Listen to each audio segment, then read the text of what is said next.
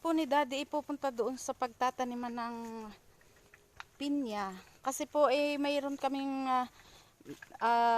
biyayang natanggap or may nagbigay sa amin ng pinyang pananim na salo. Mas malalaki daw po ito kaysa doon sa aming dating pinya. Tsaka po magtatanim pa ulit kasi sayang naman po. Meron pang matataniman doon sa tabi ng maisan. Kami po magtatanim ngayon ni Daddy. Yan, dala po ni Daddy ang ating pananim. Dito tayo dumaan sa mga tanim natin pinya. Ayan o. Si Daddy. Ayan. Dala-dala po ni Daddy ang ating itatanim na pinya. Ang ating salo ng pinyang itatanim. Ayan po o. Ayan, malapit na tayo sa taniman. So, dito tayo sa taniman natin. Ayan po oh. Diyan tayo magtatanim ng pinya. Ayan po oh. Ayan. Ito po yung mga mais natin na in-spray ni Daddy at nilagyan na ng abono. O, tayo naman ay magtatanim ng pinya. Ayan, maganda po ngayong magtanim. Malilim na po din eh. Kanina po yung mainit pag umaga. Ayan.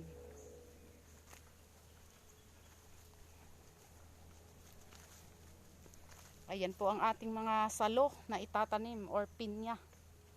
Ayan po. Ayan, naghuhukay na si Daddy ng pagtataniman natin ng pinya. Lalagyan ko na ng isa-isang salo. Yan po, ganyan. Oh. Yan, dyan po, oh. Tatanim na tayo ng pinya. Salo ng pinya. Mas malaki daw po itong bunga nito. Kaysa doon sa dati nating mga nakukuha ng pinya. Ayan po, oh. Dyan. Dyan pa po, oh. May mga mais po yan. Ayun, oh, mais. Maliit pa po ang mais. Ayan po. Sasalit po sa mais. Ayan po oh. Ang mais. Ito po yung dati nating tinanim oh. Cute. Ayan po oh. Inhihilera lang po ere eh. Pag ganun. Ayan po.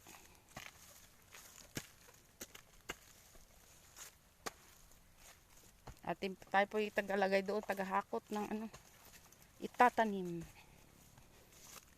Mamaya po itutulungan ko si Daddy si Daddy magtatanim na, ako po yung doon, magbubutas o maghuhukay ng pagtataniman. Para po mabilis kaming matapos. Ayan po. Yan, oh, ganyan oh. Nakahilera. Nakapila po. Ang ating pinya. Yan. Pag si Daddy po ay nagtatanim na, ako naman po ay maggaganon, magbubutas, maglalagay ng pagtataniman, maghuhukay. Yan po. Tinuturo lang sa akin ni Daddy o kung saan po ang papantayan ng paghuhukay. O tapos yun, ako naman po maghuhukay, kami dalawa po ay palitan. Ayan po ang tatanim niya po na yan para mabilis matapos. Ayan. Ayan po oh.